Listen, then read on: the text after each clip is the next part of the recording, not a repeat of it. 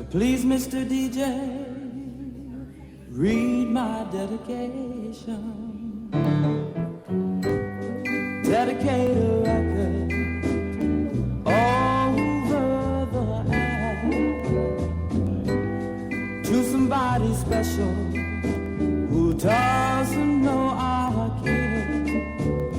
When Mr. DJ, if she hears it, then maybe she'll know. This is dedicated to the one I love.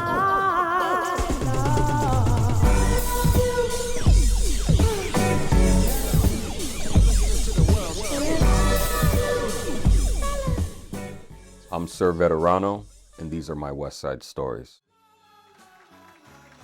When I was a young teenager, I used to frequent flea markets.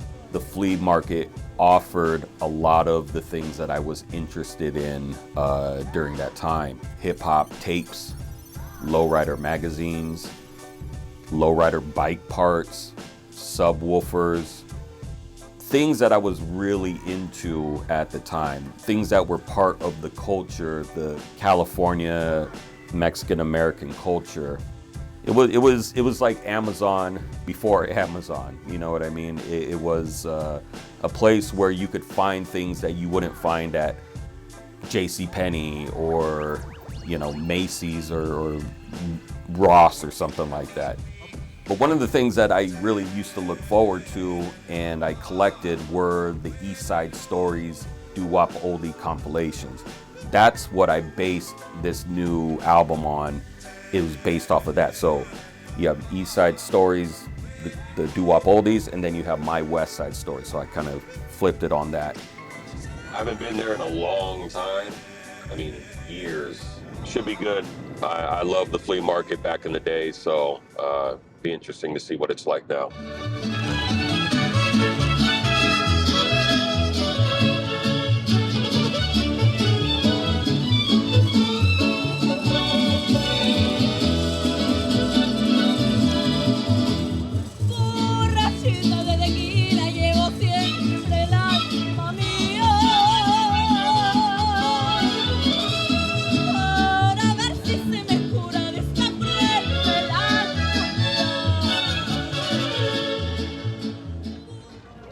So the main reason why we're here is to kind of go back in time during a time where I was into the lowrider culture, gang culture, and all things affiliated with it, music, installing, you know, subwoofers. And the flea market used to give us kind of everything that we were looking for. If you wanted a lowrider shirt, you got one.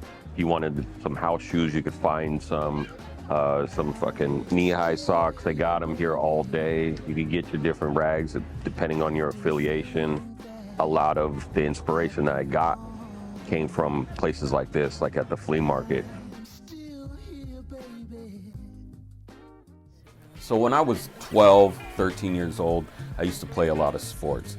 And when you play sports, you play with kids in neighboring towns. And that's when I got into the gang culture. I told y'all, here they come now. You see them? Yeah. Both of the crews. I told y'all. They look like they gonna fight too. Serious. See what I told y'all? See them? All right, so right now we're about to pass by actually the place where I got jumped into a gang when I was young.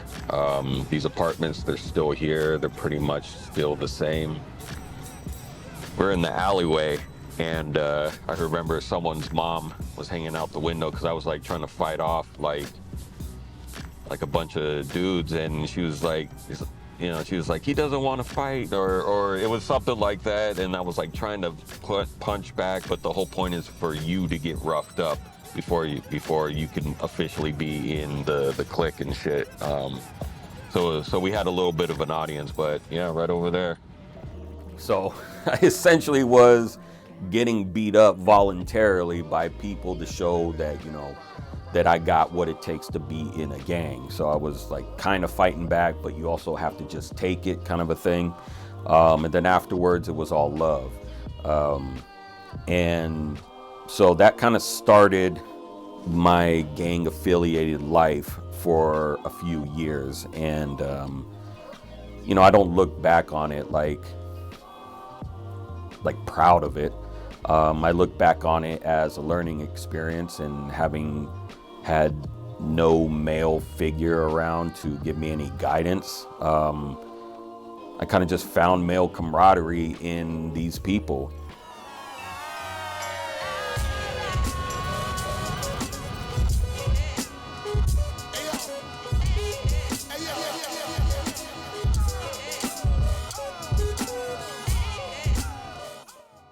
When I was around this age of 12 and 13, music was a big part of my life. Maybe more so than anybody else that I knew. I mean, we all like listening to music, but I loved music. And I would even record myself on this karaoke machine that I got for Christmas one year, and I'd record myself just talking into the microphone over hip-hop instrumentals, whatever it was, whatever I could find at the flea market. It was some instrumental thing, and that was kind of my start into wanting to be a part of the music that I was hearing. So whether it was some local rap music, it was an E40 tape or Too Short or whatever it was at the time, I started to want to be more involved in that.